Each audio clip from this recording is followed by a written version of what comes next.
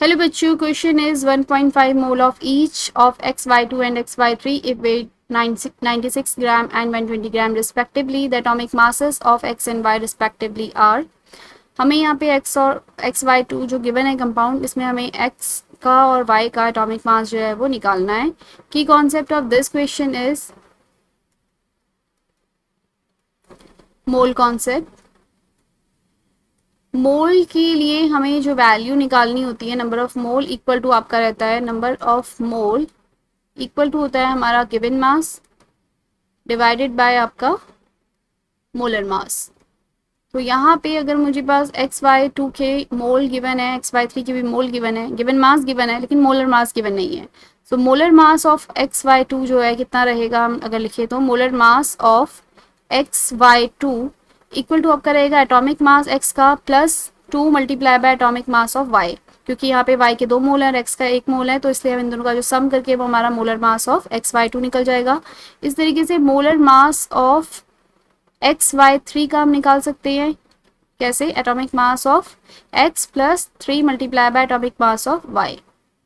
मेरे पास यहाँ जो इक्वेशन बनेगी उसको देख लेते हैं। Number of mole equal to आपका क्या रहता है, number of mole equal to हमारा रहता है क्या, given mass divided by molar mass.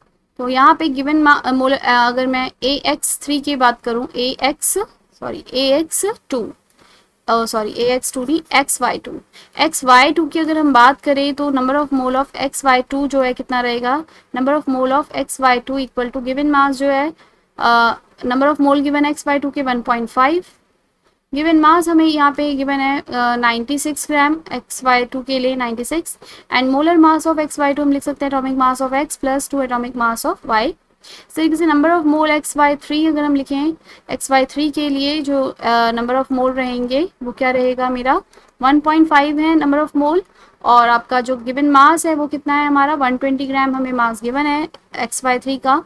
तो atomic mass of X plus 3 multiply by atomic mass of Y, ये मेरा मोलर मास आ गया किसका, XY3 का। डिवाइडेड में हम रखेंगे इस इक्वेशन को, फर्स्ट ये वाली इक्वेशन को अगर हम सिंप्लीफाई करके लिखें तो हम इसे लिख सकते हैं AX प्लस आपका 2AY इक्वल्स टू, ये आपका आ जाएगा 64, क्योंकि 96 को डिवाइड, ये इधर डिवाइड हो जाएगा, 96 डिवाइडेड 1.5 करेंगे 64 आएगा।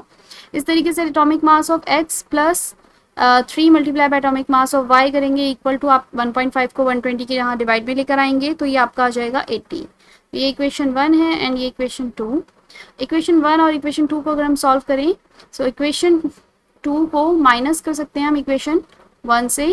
तो मेरे पास इक्वेशन 2 क्या है, AX plus 3AY equals to आपका 80। इक्वेशन 1 का क्या है आपकी, AX plus 2 atomic mass of Y equals to आपका 64।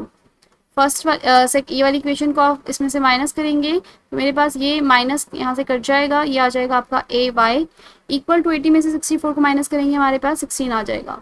तो एटॉमिक मास ऑफ Y कितना आ जाएगा, मास ऑफ Y आपका आ जाएगा 16, और हमारे पास atomic mass of X calculate कर लेंगे हम। एटॉमिक मास ऑफ X की वैल्यू पुट करेंगे, इसमें पुट कर लें, किसी भी दोनों में से कोई भी इक्वेशन में आप पुट कर लें।